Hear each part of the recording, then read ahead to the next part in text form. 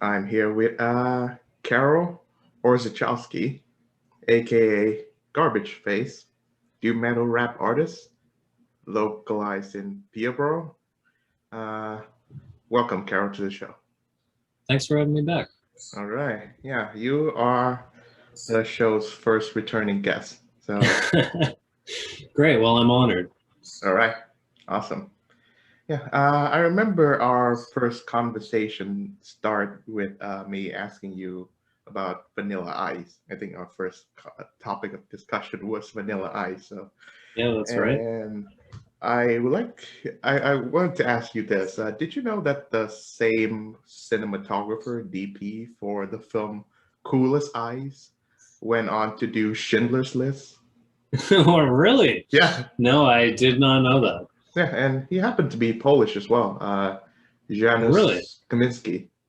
Okay. I gotta look that up now. Oh yeah, he That had is a hilarious. I had no idea. he had a really fruitful relationship with working relationship with Steven Spielberg, and he also Interesting. did Jerry Maguire, incidentally. Yeah, Wow. yeah, very And cool. his career was Cool as Ice's first film? I think it was maybe his third or fourth, but Right. yeah, yeah, yeah, Fascinating. yeah. You've seen that movie, yeah? Cool as Ice? Yeah, I have seen it. It's been a long time though. Hmm. I think I saw it when I was a kid. Uh, I know that. and I also saw Schindler's List and the other movie that you mentioned when I was a kid as well. Mhm. Well, around the Yeah, same age, you mean? yeah, maybe not around the same age. I think Schindler's List came out when I was in high school, Hmm. but it was a Oh, pretty okay. big deal when it came out. I remember it Mhm. being a pretty significant like cinematic moment when it came out. Yeah. Yeah, yeah, definitely. I saw the film twice. First when I was 13 or 14, and later in a class of mine where it teaches history, Okay. specifically film and history or history on film. So that's that. All right. So yeah, how have you been doing? What have you been up to since the last time that we spoke? Well, I mean, as you know, and maybe some of your listeners know, I put out a record, which is called Dimaxion. Yeah. It is yeah, it's a vinyl record. There it Hmm. is, right There it there. is. Um, I put it out at the end of April, like April 26th or so, Hmm. and today is May 21st, although I'm not sure when this will air, but that's when we're recording it, Hmm. and so since then I've been pretty much since we last talked, I've been gearing up to promote this album All and then right. sell it, which is Hmm. it's one thing to make an album and then it's a whole other thing to actually sell it. And Hmm. yeah, I feel like I've been just because there's no touring anymore, or at least not right now. I feel like I've just been posting, just posting on the internet about it incessantly, and I'm sure that many of my friends are very excited for me to be sold out of the record so that I will stop posting about it every couple of days. Um, but yeah, I've been doing that and mostly just trying to, um, get my bearings together for working on my next project, which is already well underway, but I need to really shift focus now and start thinking about the lyrics for the next one. So All right. Yeah. yeah, that's what I've been up to. All How right. about And yourself? What have you been up? I know you've been doing lots more interviews. uh, Um, yeah, I'd say some with pretty notable people, and yeah. yeah, this has all been pretty well.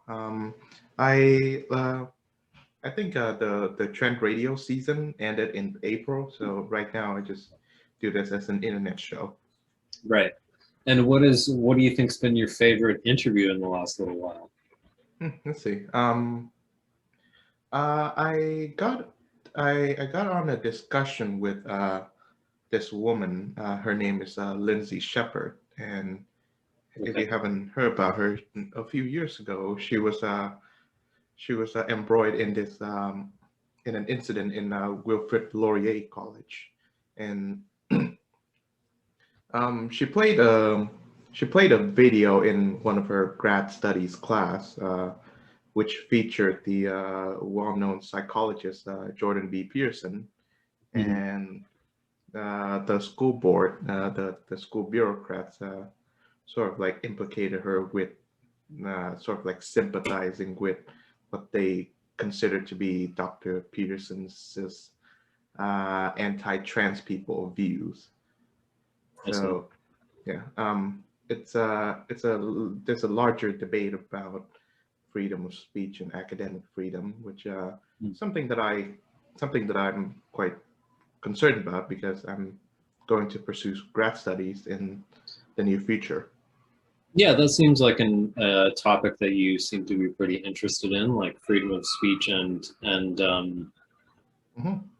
you know, discussion, open discussion of ideas Hmm. with people. Yeah. So it was this the a discussion to promote her book, which I'm just gonna show it to you. So here's her new book, which the the title is called Diversity and Exclusion, which is Right. a play on the whole like campus motto of diversity and inclusion. Hmm. Which her point being is that while while universities and to a larger extent large companies are committed to I guess inclusion as in an identitarian manner, like we like they strive to the very hardest to include people of all races and gender identities and such. They at the same time uh, they they are willing to exclude views that are say unorthodox or heterodox, even though they may contain some truth in them. And what are they really unorthodox though, or are they just like conservative or like old views? Um, well, I mean, you can easily distinguish from the sort of like old-fashioned and conservative views, but the thing is that uh, the I guess the doctrine that Mrs. Shepherd is critical of is how they seek to stifle other views that are not that do not follow this rigid manner of Hmm. say quote unquote diversity and inclusion. Like Gotcha. a good example would be let's say a good example would be how because they're trans people, you all notions of say the gender binary is now illegitimate and there's no such thing as biological sex. That's one of the things that I you know. mean, I don't think anybody says there's no such thing as biological sex, but that the boundaries of what biological sex has an influence on or can be um, applied to is has changed over time. Like I think that I mean, I've never heard anyone, or I mean, at least not personally, I've never heard anyone say like there is no such thing as biological sex, um, but that biological sex, I mean, even as a binary is problematic because of like high incidences of people who are intersex and that sort of thing. Like it is I think it's I think what we have now, or at least I think what's trying to be put forward now is a more nuanced view of gender and of biological sex that recognizes that biological sex is real, but that the limits of what it can apply to are um, probably a lot more narrow than we used to think they were, if that makes sense. Perhaps, but the instance of people who are intersex are very rare. I Not as rare as you might think. Well, there have been more visibility to the phenomenon. Let's say, Jeffrey Eugenides' novel Middlesex, Mhm. but the existence of intersex people do not negate the fact that there's a binary to biological sex. Right? They are exceptions, yeah, but But I mean, the exceptions. I mean, the exceptions do actually, in this case, like disprove the rule. Like it is not strictly a binary at all times. I mean, I think these folks are interesting. Like, I mean, I think it's fascinating that you have a because in a lot of ways I feel like I sympathize with with the idea of free and open debate and of free and open discussion. Um, what fascinates me about a lot of these people, like Jordan Peterson and this person here, is that very oftentimes they're extremely privileged. Like these are like, and that doesn't negate their ideas per se. It doesn't mean that someone who's privileged doesn't necessarily have bad ideas, and someone who's not privileged has good ideas. Um, but Jordan Peterson's whole sort of like existence, or his rise to prominence, was based on taking essentially like a a stand on a very like um, like based on taking a sort of stand on a very what can I call it, like contentious, you mean? no, not contentious, but like taking a stand and putting himself in the position of someone who is being oppressed, when I don't think anyone was really trying to oppress him, or like he wasn't in danger of losing his job. He wasn't he's a tenured professor who probably makes a couple $100,000 a year, and he decided to you know uh, essentially play victim, uh, and as a consequence of his like playing a victim in that scenario, he ended up becoming way more popular. His ideas uh, ended up becoming way more popular than they had ever been, and so his like it's always funny to me when these folks sort of act uh, oppressed because of like a new a social movement, or because of arguably society like progressing in a way that does not harm them in any sense of the word. And Jordan Peterson turned that into a second wave of his career, where he has, I forget how much money he makes a month on Patreon from his Patreon subscribers and his various book deals and things like that. Like, arguably, Jordan Peterson doing this goofy stand that he took was the best thing that ever happened to him. Like, it wasn't a I just don't see where the oppression is exactly. Like, was this woman in danger of her losing her job? You mean this person? Yeah. In a sense, yes. Who incidentally also has written a book and is now promoting it. Like, this is like careerism. I don't think it's that cynical. Even though I would say the kind of cynicism that you seem to have, I have with I share this cynicism with another class of people, Mm. actually. and they are the French intellectuals of the 1970s. Right. You might know them by Jacques Derrida and Michel Foucault and Jacques Lacan. Sure.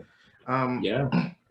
while Peterson, I don't think that he makes himself to be the oppressed. I don't think he ever does that. I think his entire teaching is about not seeing yourself as the oppressed. He finds that there's this recent phenomenon, and he fears that it is encroaching on, freedom of speech and academic freedom, and then he just Mhm. spoke out about it. And even though Peterson was not at risk of losing his job, there was another incident at I think it was in Washington State. It was a pretty famous one. There was this college in Washington called Evergreen, which is incredibly progressive, and there's a couple who are professors there. Their names are Brett Weinstein and Heather Heying. Uh, they so the whole story that has the whole story is that in at Evergreen there's a tradition called the Day of Absence. It's based on a play by Douglas Turner Ward, uh, where black students, like students of color, mm, would go on this day of absences and they do not show up in class. And I think Right. it applies to faculties as well. So it was a long held tradition, and Dr. Weinstein and his wife, Dr. Heying, they went on with it because they thought that it was the right thing to do, is to remind academia, or at least the student body and the faculty, that black people used to be excluded and people of color were excluded. Mhm. So one year they flipped that around and saying that white people are to be compelled to be excluded from the school faculty, and he saw that as a problem. And because he stood up against that, he was bullied out of his job, both him and his wife, Dr. Weinstein, Dr. Heying. So it it can happen, and it did happen at. So, I mean, certainly I think there are certainly cases where people are, or where institutions or whatever get it wrong, and where these things do sort of stretch into a kind of, weird censorship or strange. I mean, especially in I think I remember hearing about the case you're talking about, and the weird thing about that is that it's like it's already rooted in this weird old tradition. It's that the tradition was maybe 100 years old or a couple hundred years old or whatever, and um, like when I think about these instances, generally speaking, like, or I mean, at least from my perspective, I I I really support the breaking of traditions and the challenging of social norms. But I don't think that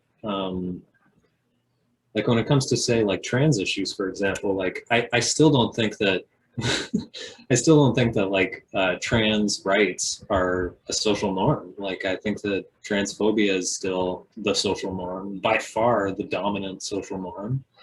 And uh, I think I think these things go in cycles. So like, for example, like what's happening right now in society with like people changing how they speak to try and be more inclusive or whatever. Obviously there are cases where like these things sort of, you could say these things go too far, or that people, get like punished unduly for having dangerous ideas or things like that. But I think in 50 years we'll be challenging other norms, and we may even be challenging the norms that we're making today. Like society is, or like society, there's different societies all over the world, but like the society we're living in now, it is at a certain point in its trajectory, and somewhere along the trajectory, the things that we're fighting for today are going to be seen as backwards or something, and we'll be challenging things all over again. And I think that that's, I mean, when I hear people doing this kind of having this kind of like viewpoint on it, that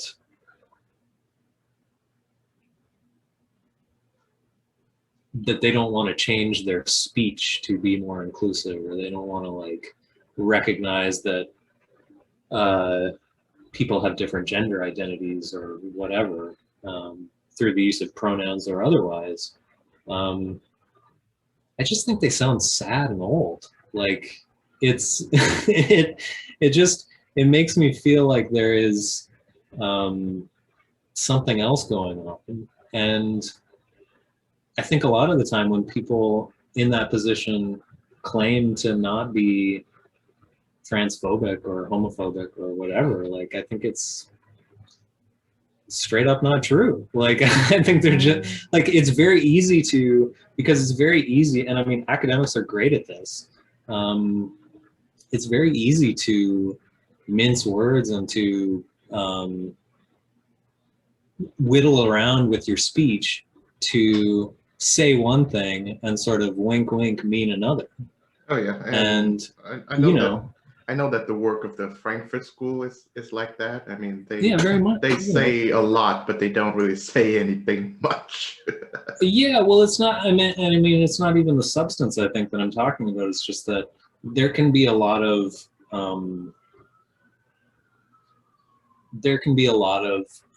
hidden meaning in what people are saying. And Yeah. when, like, I mean, I'll give you an example. Like, I'm a, Sure. you know, I am a survivor of like Holocaust victims, and Yeah. you know, I had direct relatives who were in concentration camps, and who you know, really suffered under the Nazi regime. And Mm-hmm. you know, at the same time, as much as I think like the current resurgence of Nazism is extremely troubling, I want people to be open about it. I really want people to be open about where they stand, instead of I would much rather people openly stake their claims and really take ownership over what they believe, instead of doing something like, because the situation that we have now is we have a lot of people who are legitimately Nazis who will swear up and down that they are not Nazis. And they will do all kinds of other verbal tricks to signal to other people that they are Nazis. And then when they're called out on it, they will deny it. And that to me is much more troubling than the idea that, you know, speech is evolving and I have to think about people's pronouns. Like, that doesn't bother me at all. What bothers me is when people hold on to abhorrent ideas and keep them hidden. I mean, if you don't like trans people, just fucking say that. You know what I mean? Like, or if you don't think that they deserve the same rights, then just say it. And I understand that there's, you know, people are concerned about losing their jobs. People are concerned about, you know, losing their livelihoods and that sort of thing, because holding certain ideas is no longer socially acceptable. But this has been the case for all of time. Like, up until up until a couple of decades ago, if you were gay and people found out, you would lose your job.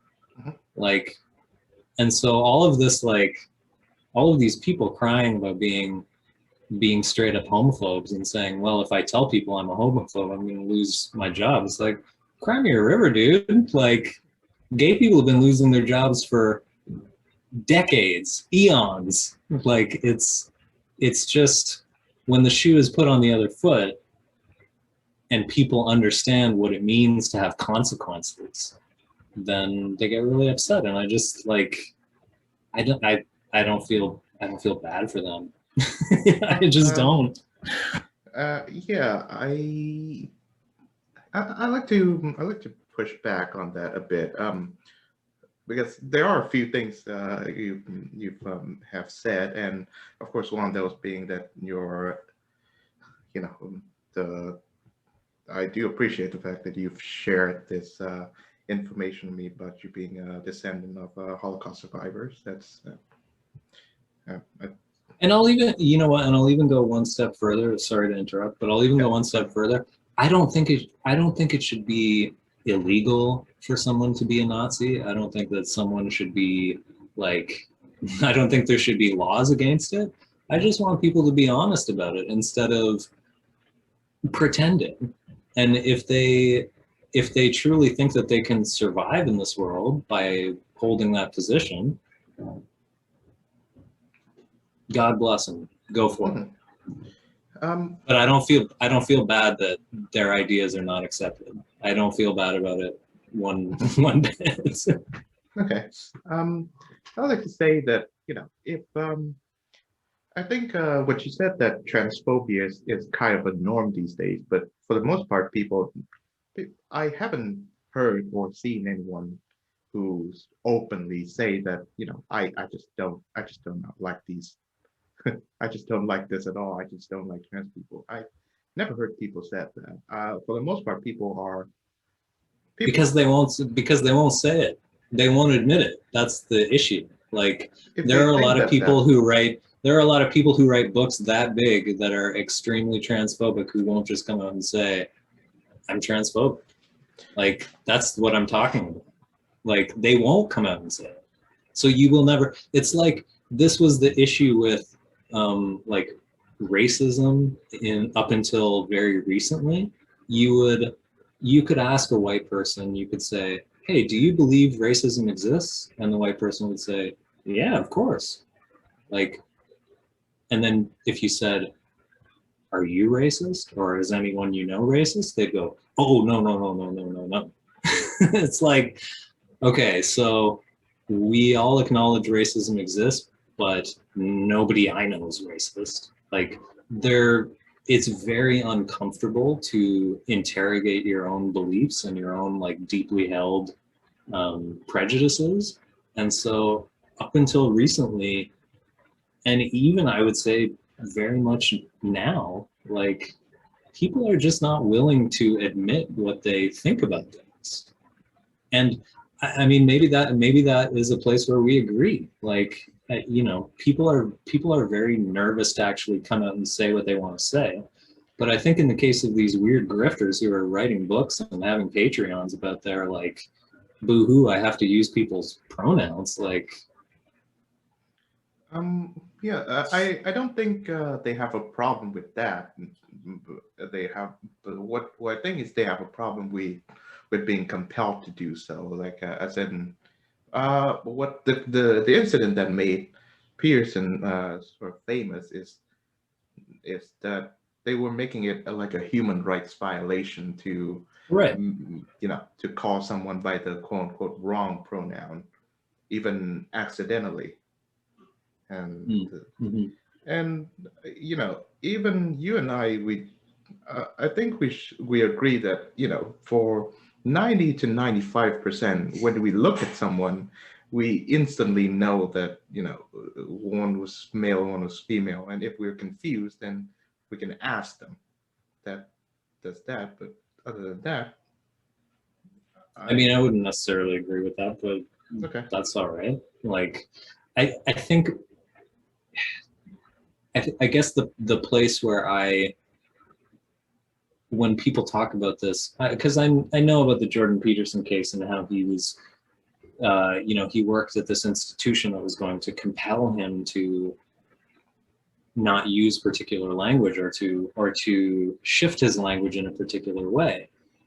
And I I mean, I just think that that's part of social progress. Like, I think that Peterson is a old conservative man who is unwilling to shift with the zeitgeist. Like, there was a time in our uh, there was a time in our very recent history where uh, calling someone the N-word was perfectly okay.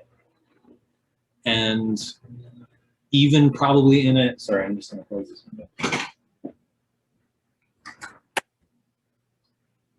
And even probably in an institutional context, it would have been okay. You probably had, I mean, not probably. Uh, you had university educated people uh, writing books with that word in it or using that word in the classroom. It may have been 50 years ago, but that's within, I mean, I'm only 40, and that's within our lifetime, essentially. And these things are, but now you could argue, I mean, I don't know if there is a law on the books at the University of Toronto. I don't know if there's a bylaw on the books of the University of Toronto, but the social norm, at the very least, dictates and compels us to not use that word when describing someone. And I just don't see I just don't see a problem with that. Like, we are constantly compelled through various social forces to uh, take other people's experiences into account when we are speaking or when we are communicating. And Mm-hmm. I don't think that that's a bad. I don't think that that's a bad thing.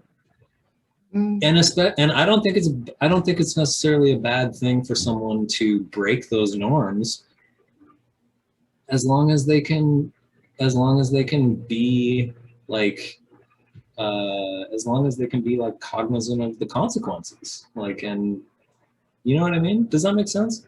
yes. I would say again a few things. This is gonna be a very controversial issue, but when people mention, say, people having anti-Semitic beliefs, Sure. they often picture the young white guy who doesn't have much hair on his head, but a, a, a very substantial population of the anti-Semites are Palestinian, and Sure. and that is something that is very that you should not say because of the whole Middle Eastern conflict. I don't know how you feel about it, but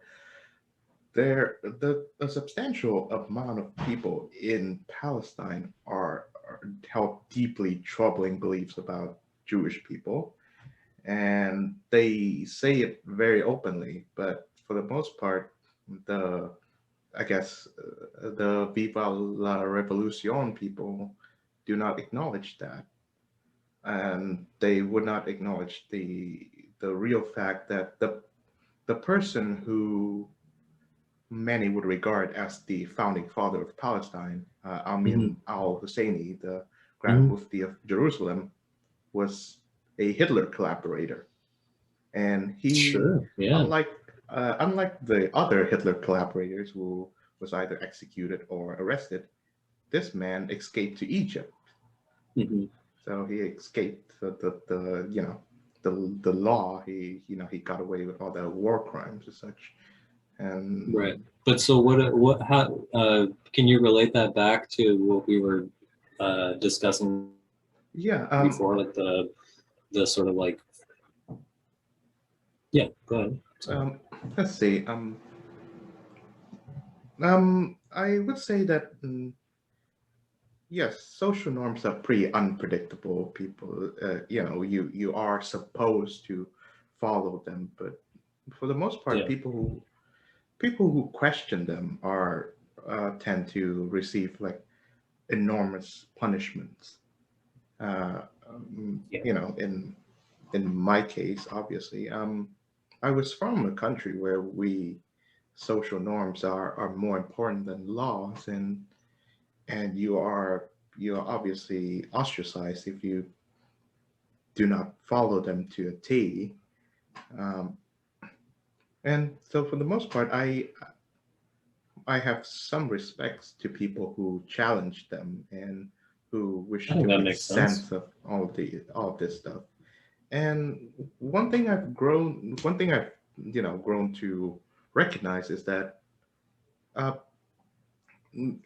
it's I don't think being a conservative is a bad thing, and this may this may seem like a controversial statement, but um, to be a conservative means to I guess to guard something that Hmm. uh, had worked against new things that haven't been proven to work yet. And for the most part, those who are conservative, in my view, at least the sane, sensible one, they they see this new version of progress as a bit too fast and a bit too irrational, Mm. and they find something troubling about it, and they wish to defend what we would call liberal values, as in free speech and free inquiry. Right? Mm.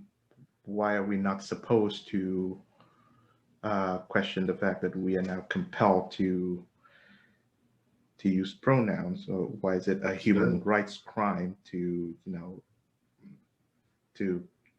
quote unquote use the wrong pronoun even accidentally, or the fact that nowadays even referencing the N word, or maybe reciting it in, say, an old novel, Hmm. it's it's a it's a punishable offense. I thought Mm. that doesn't really make sense. Um, yeah, I mean, and also, it's interesting. What, like, I mean, and not to turn this into a promotional tool myself, but like the album that I just put out was very much about societal progress and the idea of like it was especially about the idea of the sort of 1950s post-war idea of progress, which was like, you know, when we got it, I mean, I'm mostly talking about America, but I think largely in the West, when we got out of World War II, um, the baby boom, the soldiers came home and the baby boom happened. And the 1950s ushered in this era of, um, the nuclear family, a particular version of society that was promoted and that was solidified through a whole bunch of different discourses through there you go, I'm using a Foucauldian term there, through a whole range of discourses that were um, put forward through various institutions, government, media, so on and so forth. And I mean, if you've heard the record, you hear that I talk a lot about being promised things. Like we yes. were we were promised this this wonderful vision of the future Hmm. where we would have all of these technological advancements, but we would have, for example, more leisure time and more freedom and more money and more material goods and all of that stuff. And over time, that vision or those promises have proven themselves to be corrupt, or at the very least, um, maybe not unattainable, but not like it seems like we're moving in the opposite direction of what we were promised. Like never before, for example, has like people's day-to-day work been so precarious. Like never before have we had, like we've essentially, we were promised like a technological utopia, and what we're living in now is arguably like a technological dystopia, where the wonderful things we were promised as a result of like having this sort of nuclear family vision, those promises just haven't come true. And so when I see people like resisting society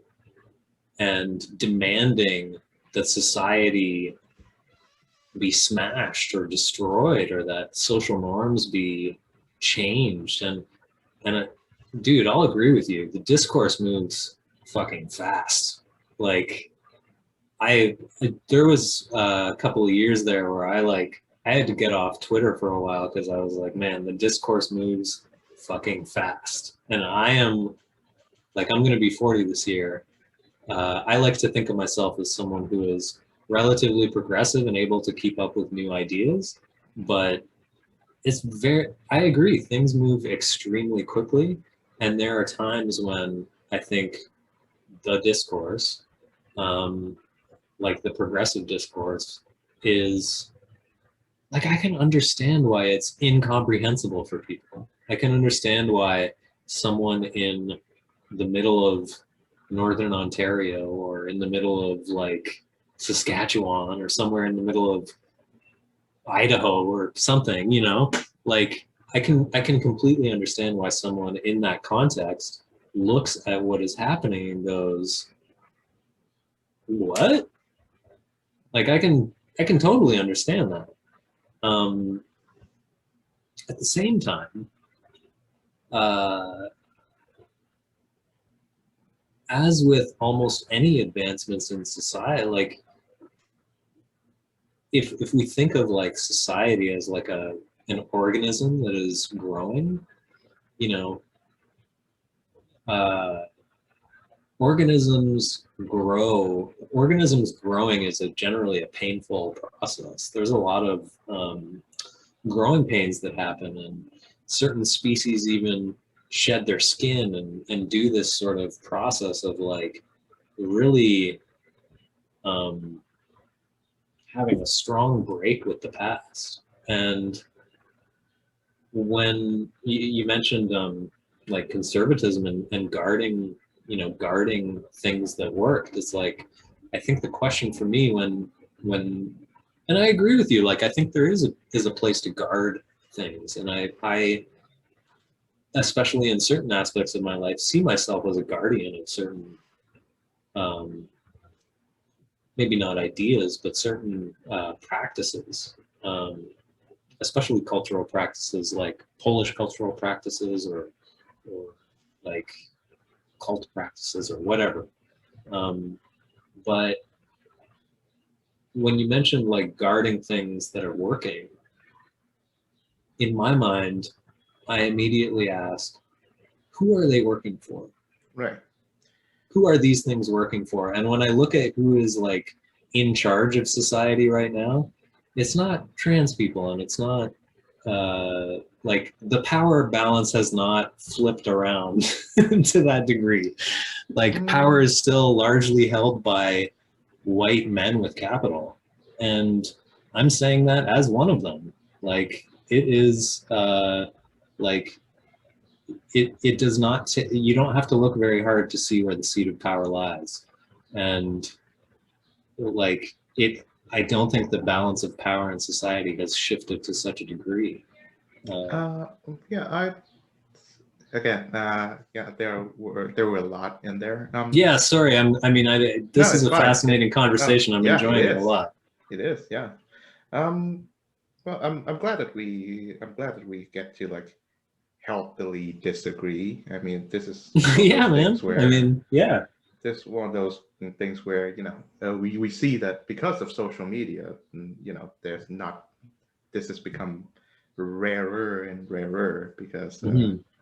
people say things and then they just leave it at that, and Yeah, or the block you or unfriend you or whatever, oh and yeah, it's And what I you mean, said we've seen about that a lot. We've seen that a lot recently with like people who are, for example, like anti-vax. Like that's become a very dangerous uh-huh. idea. And I mean, I know a couple people who are anti-vax on my friends list, and I vehemently disagree, but they are still on my friends list, and I'm interested to hear what they have to say. Mhm. Um, anyway, So yeah, you mentioned the 1950s post-war yeah, dream, as people say. I sort of relate that to what I went through, which is the dream being propagated by the what you say those in the seat of power, like the social media overlords, as they say. mhm, Um, you know, guys like Zuckerberg were really had believed in this idea of the open society and everyone on earth has a voice. mhm, But maybe he sincerely believed that, but of course it has not been the case. Platforms like Facebook has become like a hotbed for disinformation and mhm, strife, which is why I am very wary of utopian narratives. That's just mhm, how I am. I mean, I was raised in a country where people really look into the Marxist-Leninist narrative, and yeah. I I I mean, was likewise. I was born into a country that was under communist, uh, under communist occupation, essentially, mhm. um, Mm. for decades. Oh yeah, that's yes. So we sort of have that in common. Um, but what I see is that what I see about my issue with progressives, as they say, Hmm, is that uh, I I think that they they believe in progress, but they believe in progress in their own terms.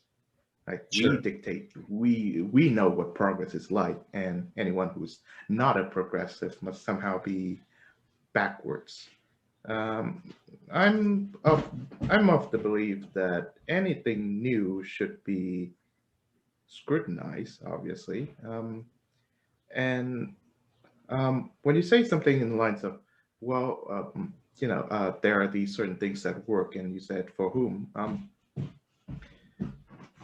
Liberal democracy benefits everyone, obviously. That that's a principle that worked. Secular enlightenment has benefited everybody. We no longer we don't live in a theocracy, as say many I countries mean, still have to do that. sort of. We don't live in a theocracy by, in the strictest definition, but as long as I think Christian values are largely woven into the entire narrative of Western nations, not the like everything from how they're printed on money to swearing on the Bible to all kinds of things. I mean, we Mhm. don't live in a theocracy on paper, but uh, Yeah, I mean, you know, there's that whole conversation among like people who are on the left wing about what is de facto and what is de jure, like what is mhm, in fact and what is on paper. yeah, People say that right now we're living in an oligarchy. You- I think that Russia is an oligarchy. Um, in North America, at least, I think we live in a dangerously corporatist society. But mhm. for the most part, mm, for the most part, What what do you think about the like? What do you think about the idea that we are living in like a global oligarchy where the tech companies are the like handful of because I think the point that you make about the technocracy is a great one. Like we've just, I mean, man, I yearn for the old internet, the old Wild West internet, which was, I mean, a military invention anyway. But what we have now is just. a complete nightmare as far as when people like because I remember like I remember getting on the internet in the early 90s and in the mid 90s and having my first website when I was like, I had my first website in 1996, and it was wild out there. Like it was truly wild out there. And now we have the same people basically log into the same 3 message boards. Yeah. And Zuckerberg's idea of like a free and open society is just hilarious to me when it's a multi-billion-dollar advertising platform. Like it's just it's a joke. Like it's a joke. Yeah, of course. It's quite concerning, obviously, when a few entities or individuals get almost all the rewards. Mm-hmm. But but I think it's kind of a principle from time immemorial. People call it the Matthew effect from the book of Matthew in the Bible. For those who have, more will be rewarded. For those who have not, more will be taken. Um, and and for the most part, what I find really troubling is there's this view that people have that it's it's a enduring legacy of the Marxist way of thinking, is that there are power relations, and that there are those who have power and those who do not. It goes back to that whole bourgeois proletariat relations. Mm-hmm. Um, in my mind, those who have power will lose it at some point, and those who do not will have power, and then the cycle continues. Mm-hmm. It, mm, and I don't think a completely equal society where no one has power over the other can happen. Yeah, I mean, I would agree. I don't know that it's possible, um, and it may not even be um, it may not even be like favorable to have a completely egalitarian society, but um, I think it's important to recognize, like you were mentioning, the Israeli-Palestinian conflict, and it's interesting that you mentioned that because that was actually one of the first issues. Like when I was like 15 or 16, I read Finkelstein's Oh The yeah, Holocaust Industry, yes, and I read Noam Chomsky's analysis of Israel and Palestine, and those are 2 fascinating people in my books. I mean, Chomsky is a fascinating uh, thinker in my books because he is someone who is a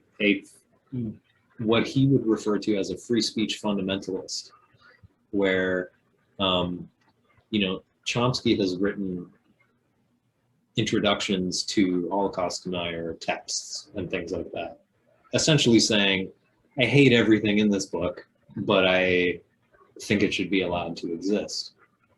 And yeah, and you were talking, you were bringing up that conflict, and that was one of the first things that politicized me. But as a person living in Canada, very far away from the conflict, my opinion about it is not super relevant. Like it's just not. It just doesn't matter on the ground at all. And when when you look at the power balance of that situation, you have a situation where Israel is so disproportionately powerful in comparison, like the state of Israel. I'm not talking about Israelis, individuals, or uh, the Jewish diaspora. But in that context, you have a situation where the state of Israel is like the state of Israel has nuclear weapons. Like Yes, it obviously. is a while Hamas has and Hamas, I mean, it should be said, is not the head of Palestine. Hamas is Mm. They did take they're control of not the Gaza Strip, obviously. The West Bank is sure, still but under the PLO. right. And so, you know, you have a situation where the power balance in that situation is um, insanely disproportionate. And the reason that it's disproportionate is because an outside state actor, namely the United States, has said this is religiously important to us as a Christian nation. No, I mean, don't get me wrong. Nobody in the US government will come out and say this, but like as a Christian nation and as Christian God fearing people for the most part, the United States government wants to have a state of Israel because that's part of biblical prophecy. Um, for religious reasons and for strategic geopolitical reasons, they continue to arm the state of Israel and will continue to do so. And so it's not just a simple, when people talk about it as like, well, Palestinians hate Jewish people. Jewish people are colonists and all of this. When people try to boil it down like that, I think it's disingenuous like it's just disingenuous in general, and it's not recognizing that like, hey, can we just talk about like the insane power difference here? Like we're talking about these people as if they have equal access to power when they don't. Like it's I mean, to use a biblical metaphor, like it's David and Goliath, and it's like David slaying Goliath, or David trying, even just pulling the slingshot back to slay Goliath, and people going, hey, it's not right to dislike Goliath. It's like, come on. Yeah, Like, come on. there are a few things there.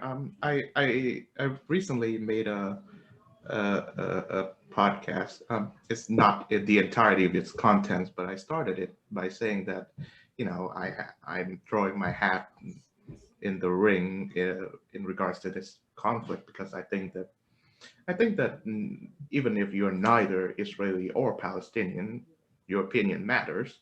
And my opinion is of the fact that I'm more of an advocate than a detractor of the current state of Israel. And I'll explain why.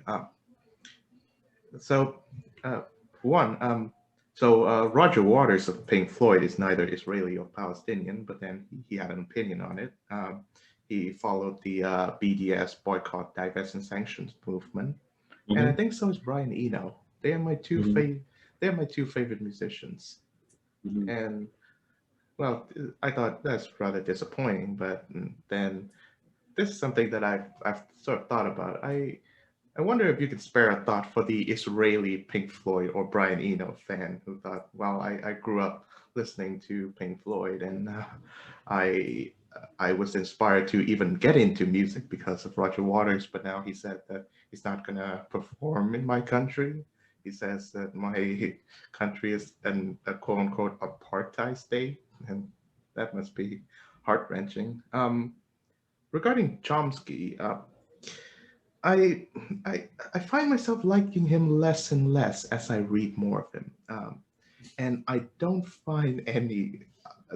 For this one affair in the 70s, I disregard everything that he has to say about Israel, even though many of his views about, say, the what America has been doing was doing in South America or Vietnam, obviously, I find it to be quite legitimate.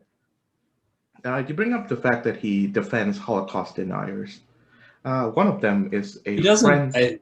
Correction. He doesn't defend them. Okay, He defends sorry. their right to say what they're saying. Yes, defend Holocaust deniers' right to speech. Right. Yes. I stand corrected. One of them is a man named Robert Faurisson. He's a French quote-unquote scholar who wrote Mhm. this entire piece, denying the Holocaust. Um, Chomsky, it's laudable that he defended him, but what Chomsky wrote was that I don't see a connection. This is what I'm paraphrasing here. I don't see a Sure. connection between denying the Holocaust and anti-Semitism. And in Forsson's next book, he used a foreword. I think he contributed to the book by having it forwarded. He contributed a foreword for that book. Right. So, and if it's I mean, I'd have to read the whole quote, but yeah. yeah, um, uh, and when you think of the power imbalance, we often, for the most part, many people often think that the power imbalance is that you have this uh, technologically rich and powerful, militaristically powerful Israel, and then you have this stateless people. Uh, but if there's another perspective, is in that Israel is the only state in the Middle East where the majority of people are Jewish. Um, you cannot find any other state that has that. In fact, when Israel was founded, the the other Middle Eastern countries, they expelled their Jewish population, and of course there's also the uh, was it displacement of Arab populations Mhm. in the state when it was founded. And mm, what else? It Israel has nuclear weapons. It has not really openly said it, but it's an open secret to everyone. But the the country that has nuclear weapons that is very close to its borders, it happens to be Iran, and Mhm. Iran is a supporter of Hamas, and you have its president, or at least the previous guy, Ahmadinejad, is a Mhm. Holocaust denier. I'm not sure about the Vehement one. yeah. Yep. So I find myself being an advocate for Israel because it is a democracy, while the other countries are theocracies. Mm, I'm glad that the PLO has I been. mean, Israel is also a theocracy. I mean, it's not its entire founding is. Yes, I mean, come on. there's still that Come on. power struggle. Uh, there's still that power struggle between the Orthodox half of the Orthodox rabbis and the more Yeah. secular. Um, Yeah, I think there's elements of a secular society there, but I mean, for all intents and purposes, it is a theocracy, and I think that the I mean, I think what you're sort of highlighting is, I mean, we can probably agree with that too. Like, I think both sides in that conflict are being used as pawns in a geopolitical tug of war between other forces. Like, it's like Iran has deep connections to all that stuff, and they have a huge stake in that conflict, and it's um but that's still, I mean, still that I don't think that negates the power struggle and the desire for Palestinian self-determination. oh yeah, I would love the Palestinian people to have a state. Obviously, preferably a democratic one. Uh, Sure. Yeah. uh, one thing that people often forget is that the 2000 Camp David Taba summit, Arafat, when he was offered, you know, basically everything he wanted, excluding the Palestinian right to return, he Yeah. just walked out, and then he started this intifada that lasted 5 years. The pretext is that Sharon, Ariel Sharon, the prime minister of Israel at the time, walked Hmm. into Temple Mount or Al Aqsa Mosque, and Hmm. uh, it was a pretext, and in reality, he has been planning this all along. Like, he was unhappy with the what he was had been offered in Camp David, Taba, which basically guaranteed the Palestinian their state.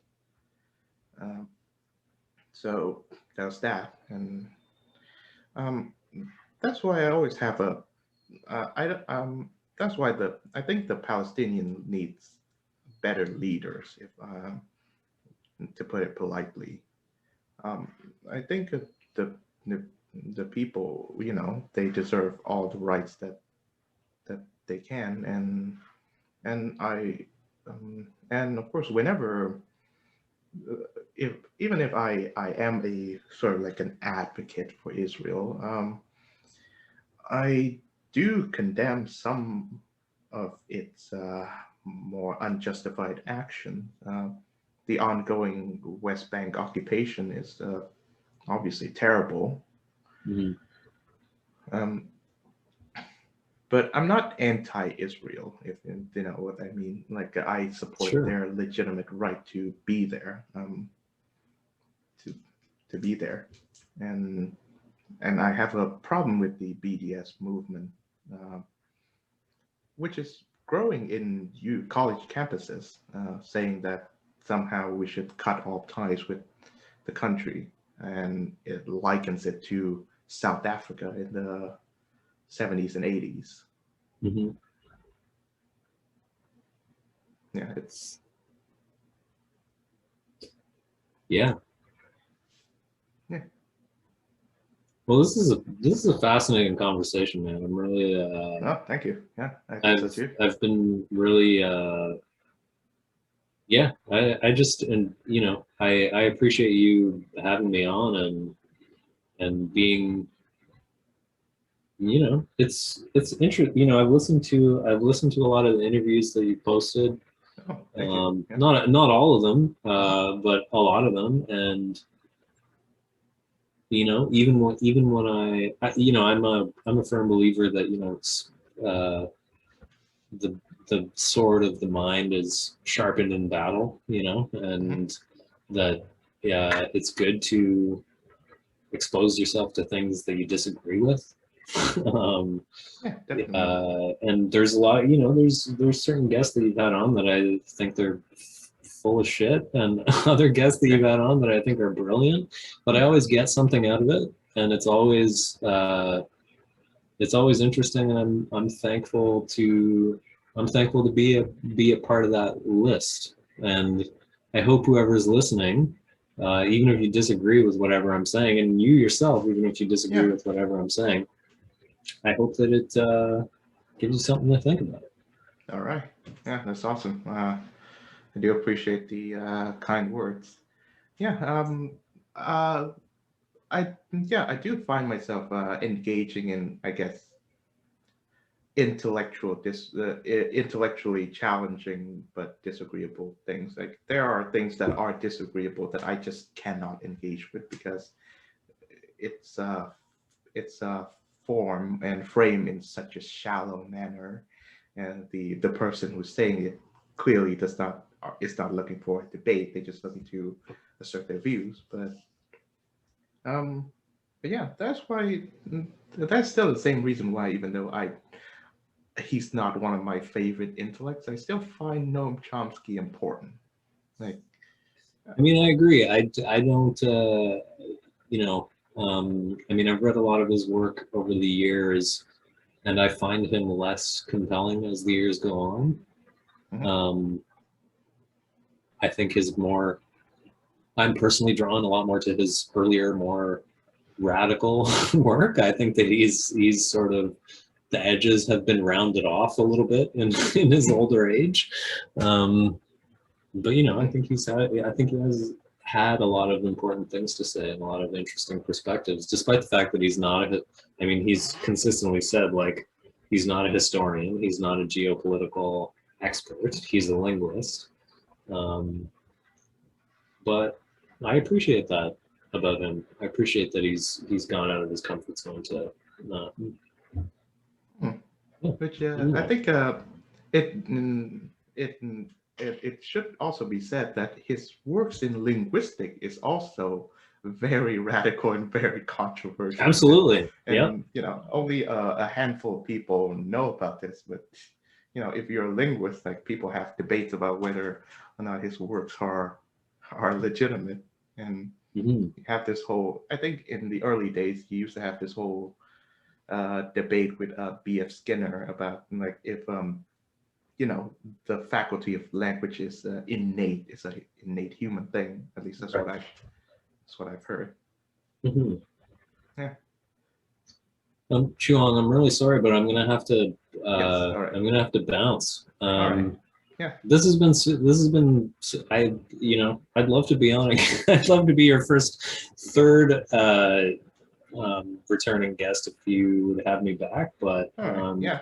this has been fascinating. I really appreciate your perspective and letting me um, you pushing back on me and me pushing back on you too. It's Mm-hmm. yeah, it's good.